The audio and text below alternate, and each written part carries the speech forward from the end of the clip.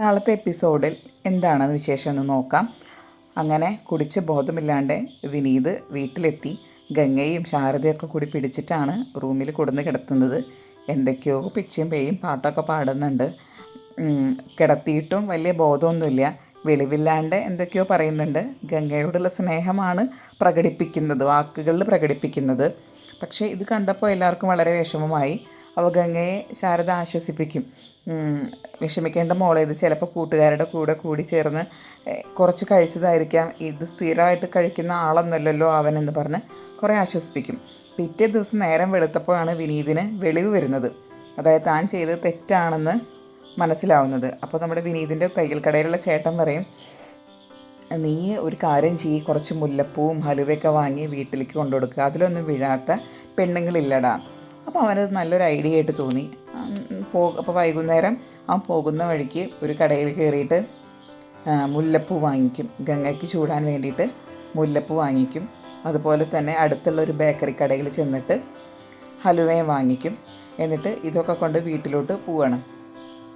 അങ്ങനെ ഈ പൊതി കണ്ടിട്ട് എല്ലാവരും ചോദിക്കുന്നുണ്ട് എന്താണ് അതിലെന്നൊക്കെ. പക്ഷെ പുള്ളിയൊന്നും മിണ്ടാതെ മെല്ലെ റൂമിൽ കൊണ്ടുവയ്ക്കും.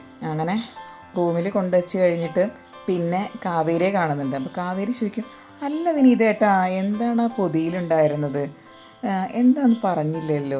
അപ്പോൾ വിനീത് കിടന്നിങ്ങനെ ഉഴപ്പാണ്. എന്നിട്ട് പക്ഷേ വിനീത് പാവം റൂമിൽ പോയിരുന്ന് അറിയാണ്ട് ഉറങ്ങിപ്പോവും.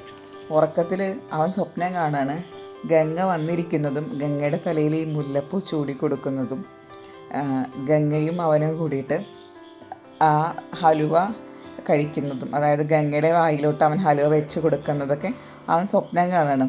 എന്നിട്ട് സ്വപ്നത്തിൽ ചോദിക്കും, എനിക്കൊരു ഉമ്മ തരുമോ. അപ്പോൾ ആരോ വന്ന് അവൻ്റെ കവളത്തൊരു ഉമ്മ കൊടുക്കും. അത് വേറെ ആരുമല്ല, നമ്മുടെ മുത്തശ്ശിയാണ്. കാരണം നേരം വെളുത്തിട്ടാണ് ഈ സ്വപ്നത്തിലുള്ള വർത്തമാനം പറയുന്നത്.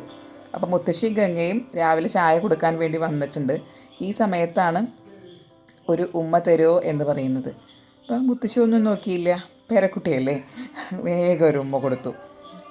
അതാണ് നാളത്തെ കഥ. പിന്നെ കാണിക്കുന്നത് നമ്മുടെ ജയപാലനെയാണ്. ജയപാലൻ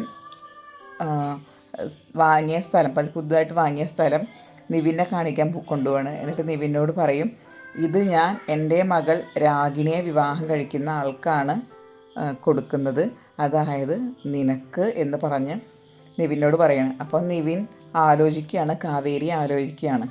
അങ്ങനെ ആലോചിച്ച് വിഷമിച്ച് നിൽക്കുന്ന ആളെയാണ് നിവിനെയാണ് കാണിക്കുന്നത്. ഇതുമാണ് നാളത്തെ എപ്പിസോഡ് വിശേഷങ്ങൾ. കൂടുതൽ നേരത്തെ എപ്പിസോഡ് വിശേഷങ്ങൾ അറിയാൻ നിങ്ങൾ ആദ്യം ഈ ചാനൽ സബ്സ്ക്രൈബ് ചെയ്യുക, അതിനുശേഷം ലൈക്ക് ചെയ്യുക. Thank you.